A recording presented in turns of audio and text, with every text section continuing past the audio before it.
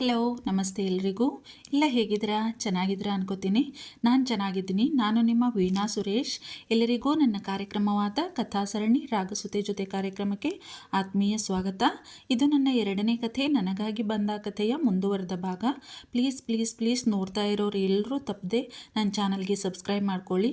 ಹಾಗೆ ನಿಮ್ಮ ಪರಿಚಯದವರು, ಸಂಬಂಧಿಕರು ಯಾರಿಗೆ ಇಂಟ್ರೆಸ್ಟ್ ಇದ್ದರೂ ಅವ್ರಿಗೆ ನನ್ನ ಚಾನೆಲ್ನ ಸಬ್ಸ್ಕ್ರೈಬ್ ಮಾಡ್ಕೊಳ್ಳೋಕ್ಕೆ ಹೇಳಿ ಪ್ಲೀಸ್. ನನಗೆ ಮುಂದಿನ ಕತೆ ಹೇಳೋಕ್ಕೂ ಹೆಲ್ಪ್ ಆಗುತ್ತೆ ಇದು, ಅದರಿಂದ ಹೇಳ್ತಾ ಇದ್ದೀನಿ. ಪ್ಲೀಸ್ ಎಲ್ಲರೂ ಸಬ್ಸ್ಕ್ರೈಬ್ ಮಾಡ್ಕೊಳ್ಳಿ ತಪ್ಪದೇನೆ. ಹಣೆಯ ಮೇಲೆಲ್ಲ ಹರಡಿದ್ದ ಅಲೆ ಅಲೆಯಾದ ಕೂದಲು, ಹುರಿ ಮೀಸೆ, ಟ್ರಿಮ್ ಮಾಡಿದ್ದ ಗಡ್ಡ, 6 ಅಡಿಯ ಅಜಾನುಬಾಹು ದೇಹದಾರ್ಢ್ಯ. ಅವನನ್ನು ನೋಡಿ ಅಕ್ಷರಶಃ ನಡುಗಿ ಹೋದಳು ವಿಶಾಖ. ಕಣ್ಣೀರು ತುಂಬಿಕೊಂಡು ಗಡಗಡನೆ ನಡುಗುತ್ತಾ ಅವನನ್ನೇ ನೋಡುತ್ತಾ ನಿಂತು ಬಿಟ್ಟಳು. ಒಂದೊಂದೇ ಹೆಜ್ಜೆ ಅವಳೆಡೆಗೆ ಹಾಕುತ್ತಿದ್ದ ಅವನು ಅವಳನ್ನೇ ಸಿಟ್ಟಿನಿಂದ ನೋಡುತ್ತಾ ಇವಳು ಹಿಂದೆ ಹಿಂದೆ ಹೋಗುತ್ತಿದ್ದಳು. ಗಟ್ಟಿಯಾಗಿ ಅವಳ ಕೈ ಹಿಡಿದು ಬಿಟ್ಟಿದ್ದ. ಅವಳಿನ್ನೂ ಹಿಂದೆ ಹೋಗದ ಹಾಗೆ. ಅವನ ಈ ವರ್ತನೆ ಅಸಾಧ್ಯ ಭಯವನ್ನು ಉಂಟು ಮಾಡಿತ್ತು ಅವಳಿಗೆ. ಅವಳು ಯಾವತ್ತೂ ಇಂತಹ ಒಂದು ಸಂದರ್ಭವನ್ನು ತನ್ನ ಜೀವಮಾನದಲ್ಲೇ ನೋಡಿರಲಿಲ್ಲ. ಇನ್ನು ಇಂತಹ ಸಂದರ್ಭವನ್ನು ಎದುರಿಸುವುದು ದೂರದ ಮಾತು. ಅಸಲಿಗೆ ಇವರ್ಯಾಕೆ ಹೀಗೆ ಕೂಗಾಡ್ತಿದ್ದಾರೆ ತನ್ನ ಮೇಲೆ ಎನ್ನುವುದೇ ಒಂದು ಯಕ್ಷ ಪ್ರಶ್ನೆಯಾಗಿತ್ತು ಅವಳ ಪಾಲಿಗೆ. ಅಸಹಾಯಕತೆಯಿಂದ ಭವಾನಮ್ಮನವರ ಮುಖವನ್ನೇ ನೋಡಿದಳು ಕಣ್ತುಂಬಿಕೊಂಡು. ಅವರೂ ಸಹ ಅಸಹಾಯಕತೆಯಿಂದ ಮೊಮ್ಮಗನ ಅವತಾರವನ್ನೇ ನೋಡುತ್ತಾ ಬಾಕಿಯಾಗಿಬಿಟ್ಟಿದ್ದರು. ಏನು ಮಾಡಬೇಕು ತಾನು ಎಂದು ಅವರಿಗೂ ಅರ್ಥವಾಗುತ್ತಿಲ್ಲ. ಯಾರೇ ನೀನು? ಹೂ ಆರ್ ಯು ಐಸೆ? ಯಾಕಿಲ್ಲಿದೆಯಾ? ಯಾರು ನೀ ಹೇಳಿದ್ದು ನಿಂಗೆ ಇಲ್ಲಿ ಬರೋದಕ್ಕೆ? ನನ್ನ ಮನೆಗೆ ಬಂದು ನನಗೆ ಇಷ್ಟ ಇಲ್ದಿದ್ರು ಹಾಡೋಕ್ಕೆ ಎಷ್ಟೇ ಧೈರ್ಯ ನಿನಗೆ? ಅವನ ಉಡದ ಹಿಡಿತಕ್ಕೆ ಅವಳಿಗೆ ಕೈ ವಿಪರೀತ ನೋವಾಗುತ್ತಿತ್ತು. ತನ್ನ ಇನ್ನೊಂದು ಕೈಯಿಂದ ಬಿಡಿಸಿಕೊಳ್ಳಲು ವಿಫಲ ಪ್ರಯತ್ನ ಮಾಡುತ್ತಿದ್ದಳು ಕಣ್ಣೀರು ತುಂಬಿಕೊಂಡು. ಕೈ ಬಿಡ್ರಿ ಸರ, ನೋವಾಗಕತ್ತೈತಿ. ನಾನೇನು ಮಾಡಿಲ್ರಿ ಸರ, ಬಿಡ್ರಿ ಸರ್ ನನ್ನ ಕೈನ. ಭಯದಲ್ಲೇ ಚಿಕ್ಕದಾಗಿ ಗೊಣಗುತ್ತಿದ್ದಳು ವಿಶಾಖ. ಅವನಿಗೆ ಅವಳ ಧ್ವನಿ ಕೇಳಿಸಿದರೆ ತಾನೇ. You stupid girl, get out from here. ನಡಿ ಆಚೆ. ಅವಳ ಕೈ ಹಿಡಿದು ದರದರನೇ ಎಳೆದುಕೊಂಡು ರೂಮಿನಿಂದ ಹೊರಗೆ ಹಾಕಿ ಬಾಗಿಲು ಮುಚ್ಚಿಬಿಟ್ಟಿದ್ದ Vidhan. Get out you irritating girl.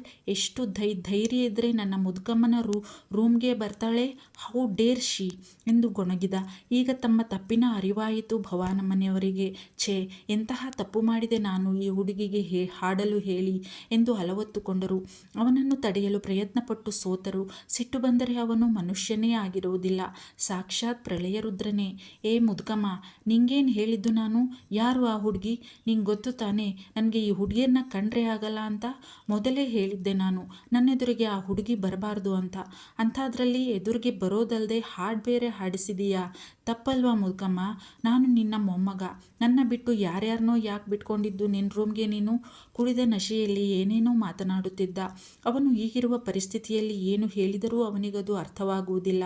ಆದರೂ ಇಂದು ತೂರಾಡುತ್ತಾ ಬಂದಿರಲಿಲ್ಲ ಅವನು, ಅಷ್ಟೊಂದು ಕುಡಿದಿರಲಿಲ್ಲ. ಏ ಮುದುಕಮ್ಮ, ನಾನು ಬಡ್ಕೊಳ್ಳೋನು ಬಡ್ಕೋತಾನೇ ಇದ್ದೀನಿ. ನೀನೇನು ಬಾಯಲ್ಲಿ ಕಡುಬು ತುರ್ಕೊಂಡಿದೀಯಾ? ಮಾತಾಡು. ಯಾಕೆ ಯಾರ್ಯಾರನ್ನೋ ಸೇರಿಸ್ಕೊಳ್ಳೋದು ನೀನು? ಅಷ್ಟು ಸಾಲದು ಅಂತ ಹಾಡು ಬೇರೆ ಹಾಡಿಸ್ತೀಯಾ? ಅದು ನಾನು ಬರೋ ಟೈಮ್ಗೆ ಸರಿಯಾಗಿ. ದೊರೆ, ಮತ್ತೆ ಕುಡಿದು ಬಂದಿದೀಯಾ? ಯಾಕೋ ಹೊಟ್ಟೆ ಉರಿಸ್ತೀಯಾ? ನಿಂಗೆ ಎಷ್ಟು ಸಲ ಹೇಳಿದ್ರು ಅಷ್ಟೇ. ಆ ಹುಡುಗಿದೇನು ತಪ್ಪಿತ್ತು ಅಂತ ಹಂಗೆ ಅವಳನ್ನ ಹೊರಗೆ ದಬ್ಬಿದ್ದು ನೀನು? ಪುಟ್ಟ ಹುಡುಗಿ ಕಣೋ, ಎಷ್ಟು ನೊಂದಿರಬೇಡ ಅವಳ ಪುಟ್ಟ ಹೃದಯ. ಮೊದಲೇ ಮನೆಯಿಂದ ದೂರವಾಗಿ ನೊಂದಿದೆ ಹುಡುಗಿ. ಈಗ ನೀನು?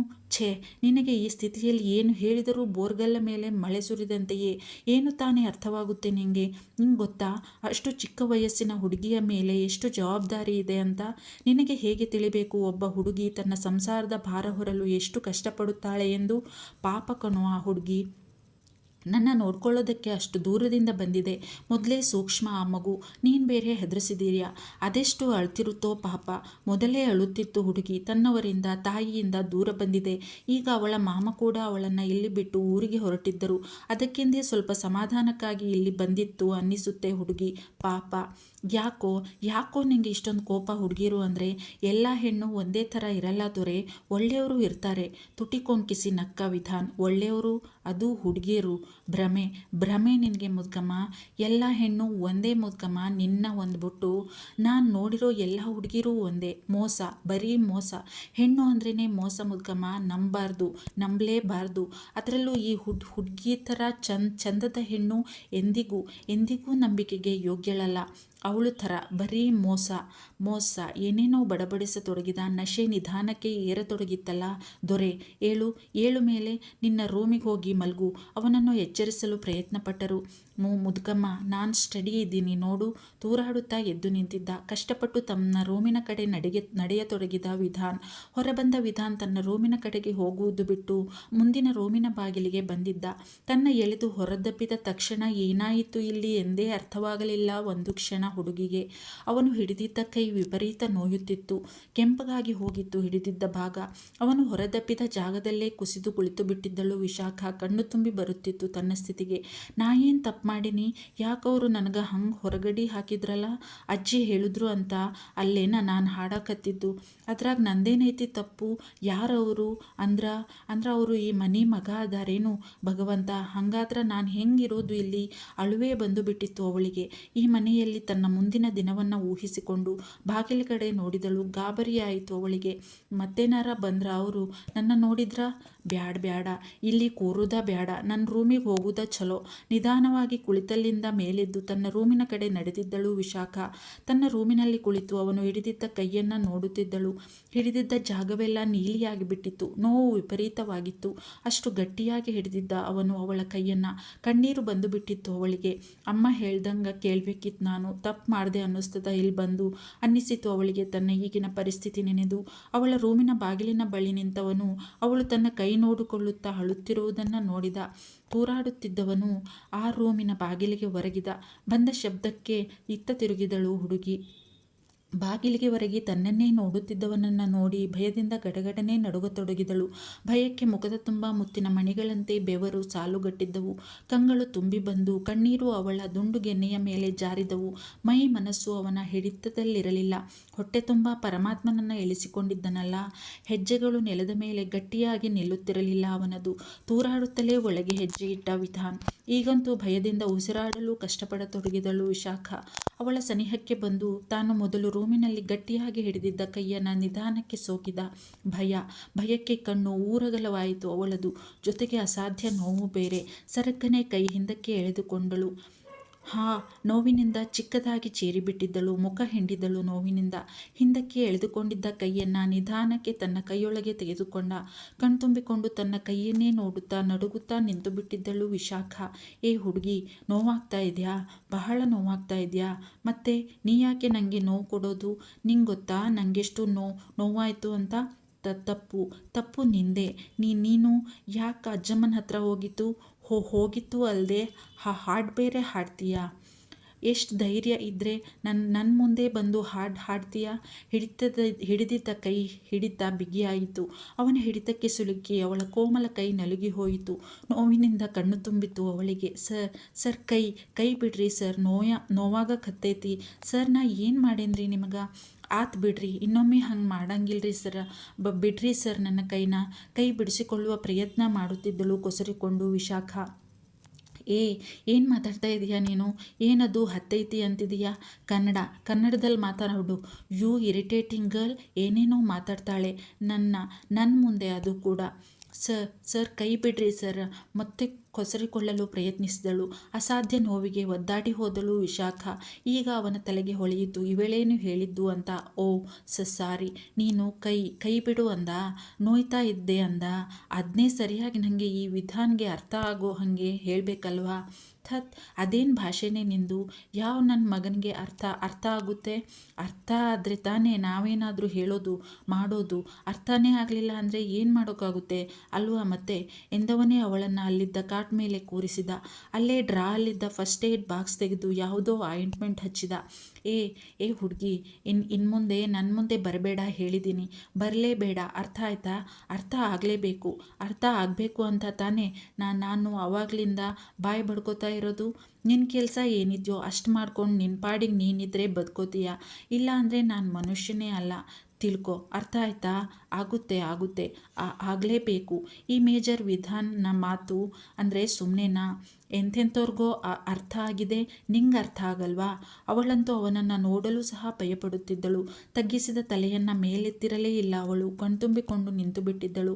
ತಾನು ಈಗ ಏನು ಮಾಡಬೇಕು, ಏನು ಹೇಳಬೇಕು ಎನ್ನುವುದು ಅವಳಿಗೆ ನಿಜಕ್ಕೂ ತಿಳಿಯುವಂತಿರಲಿಲ್ಲ. ತಾನು ಏನು ಹೇಳಿದರೆ ಏನು ಅನಾಹುತವಾಗಿ ಬಿಡುವುದೋ, ಇವರು ಏನು ಮಾಡಿಬಿಡುವರೋ, ತನ್ನ ಈ ರೂಮಿನಿಂದ ಕೂಡ ಹೊರದಬ್ಬಿದರೆ, ಮನೆಯಿಂದಲೇ ಹೊರಹೋಗು ಅಂದರೆ ಏನು ಮಾಡಲಿ ತಾನು ಈ ತಿಳಿಯದ ಮನೆ, ತಿಳಿಯದ ಊರಿನಲ್ಲಿ? ಹೀಗೆ ಏನೇನೋ ಯೋಚನೆಗಳು ಅವಳನ್ನು ಇನ್ನಷ್ಟು ಭಯಪಡಿಸುತ್ತಿದ್ದವು. ಏ ಹುಡುಗಿ, ನಾನು ಗಂಟ್ಲು ಹರ್ಕೊಂಡು ಬಡ್ಕೋತಾನೇ ಇದ್ದೀನಿ, ನೀನೇನು ಮೂಕ ಬಸವಿ ಥರ ಬಾಯಿ ಮುಚ್ಕೊಂಡು ನಿಂತಿದ್ದೀಯಾ? ಯಾಕೆ?